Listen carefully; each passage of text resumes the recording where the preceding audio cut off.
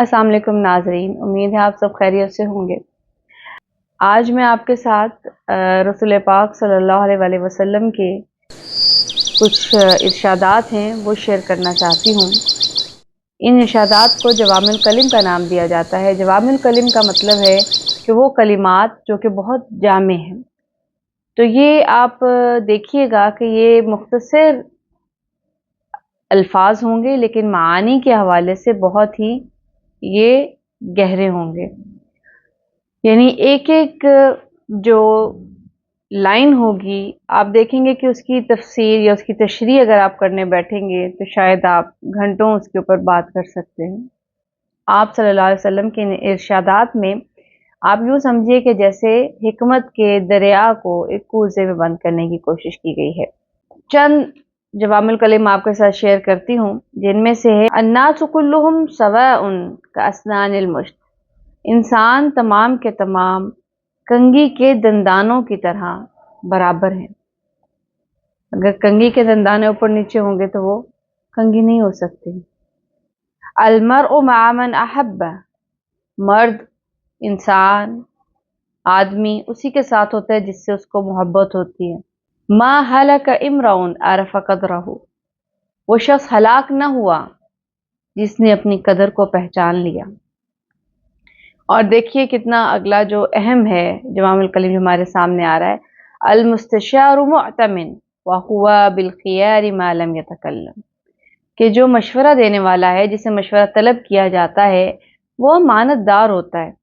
یعنی اس کو اختیار کب تک ہے؟ جب تک وہ بولتا نہیں ہے۔ یعنی وہ مشورہ نہ دے وہ اس کی مرضی ہے، لیکن مشورہ جب دے تو وہ ایک امین شخص ہونا چاہیے۔ وہ یہ امین بن جاتا ہے جب اسے مشورہ طلب کیا جاتا ہے، یعنی پھر اس کے اوپر ٹرسٹ کیا جا رہا ہے تو ضروری ہے کہ وہ اس کے ٹرسٹ کو توڑے نہ، وہ اس کو صحیح مشورہ دے، اس کو غلط مشورہ دینے والا نہ ہو، کیونکہ وہ بہت مان کے ساتھ اس سے کوئی مشورہ طلب کر رہا ہے۔ تو کہا کہ وہ ایک امانت دار شخص ہوتا ہے جس سے مشورہ طلب کیا جاتا ہے، تو اس کو اپنی اس امانت میں خیانت نہیں کرنی چاہیے۔ پھر فرمایا رحم اللہ عبدا قال خیرا فغنم او سکت فسلم، کہ اللہ اس بندے پر رحم کرے کہ جو جب بولا تو خیر کی بات بولی اور اس سے وہ غنیمت میں رہا، اور یا اگر وہ خاموش رہا تو تب بھی اس کی سلامتی ہوئی۔ یعنی انسان جب بولے تو سوچ سمجھ کر بولے جو بھی الفاظ اس نے استعمال کرنے ہیں۔ ذو الوجہین لا یکون عند اللہ وجیہا، جو دو چہروں والا شخص ہوتا ہے، یعنی ایک کے پاس ایک چہرہ لے کر جاتا ہے اور دوسرے کے پاس دوسرا چہرہ، اللہ کے ہاں وہ چہرے والا نہیں ہوتا، اللہ کے ہاں وہ وجیہ نہیں ہوتا۔ دوغلا پن، منافقت، تو کہا کہ جو دوغلا پن کرتے ہیں یا منافقت کرتے ہیں اللہ کے ہاں ان کا مقام جو ہے وہ نہیں ہوتا۔ اتق اللہ حیث ما کنت واتبع السیئۃ الحسنہ تمحوها وخالق الناس بخلق حسن، اللہ سے ڈرو تم جہاں بھی ہو، اور برائی کے پیچھے اگر برائی سرزد ہو ہی گئی ہے تو اس کے بعد فوراً نیکی کرنے کی کوشش کرو، تو وہ نیکی تمہاری جو ہے اس برائی کو مٹانے کا باعث بنے گی۔ یعنی آپ کا پلڑا جیسے جیسے نیکیوں کا بھاری ہوتا جائے گا، برائیوں کا پلڑا اوپر ہوتا جائے گا۔ وخالق الناس بخلق حسن، اور لوگوں کے ساتھ اچھا معاملہ کرو، اچھے اخلاق والا معاملہ کرو۔ خیر الامور اوسطها، بہترین معاملہ کیا ہے کہ معاملے کو میانہ روی کے ساتھ لے کر چلا جائے۔ پیک کسی بھی چیز کی جو ہے شدت یا انتہا وہ اچھی نہیں ہے، بلکہ معاملات کو میانہ روی کے ساتھ دیکھا جائے۔ احبب حبیبک حونا ما عسى یکون بغیضک یوما ما، اپنے جس سے بھی تم محبت رکھتے ہو اس سے محبت میں ذرا دھیمے رہو۔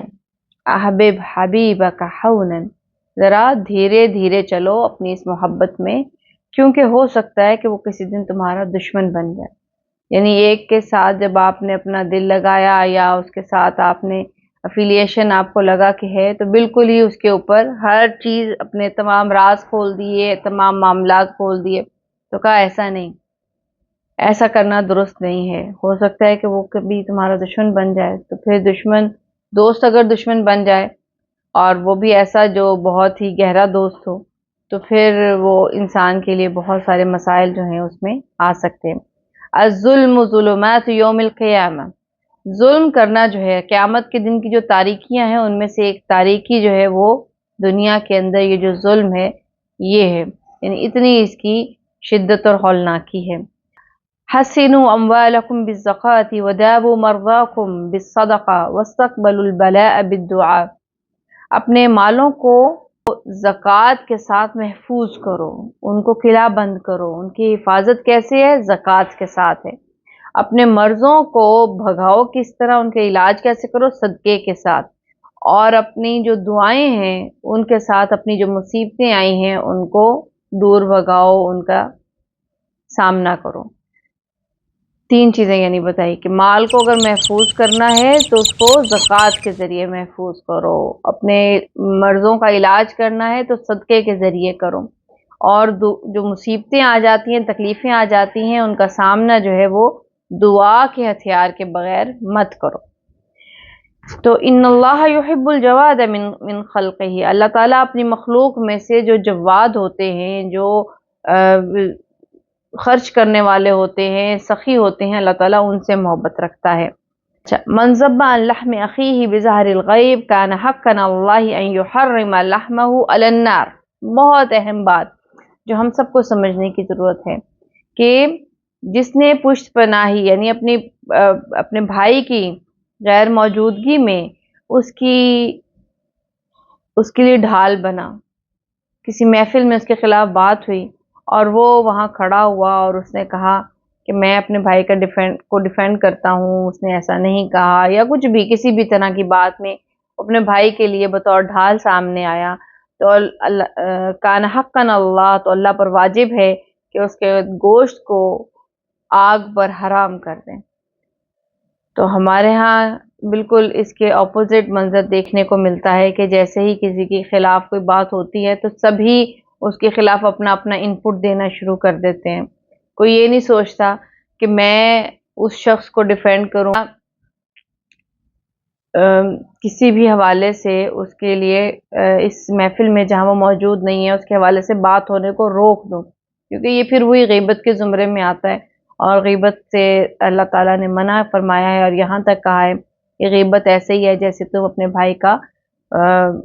بھائی بھی مرے ہوئے بھائی کا گوشت کھاتے ہو، تو اس حد تک اس کو ناپسند کیا گیا ہے۔ تو یہ کچھ جوامع الکلم تھے جو میں نے آپ کے سامنے رکھے، امید ہے ان سے ہمیں بہت ساری چیزوں کو سمجھنے کا موقع ملا ہوگا، اور ان میں سے ہر جوامع الکلم ایسا ہے کہ جس کے اوپر ہم اپنے معاشرے کو سامنے رکھتے ہوئے بہت طویل جو ہے وہ گفتگو کر سکتے ہیں، اور ہم اس سے بہت ساری چیزیں جو ہیں وہ لے سکتے ہیں۔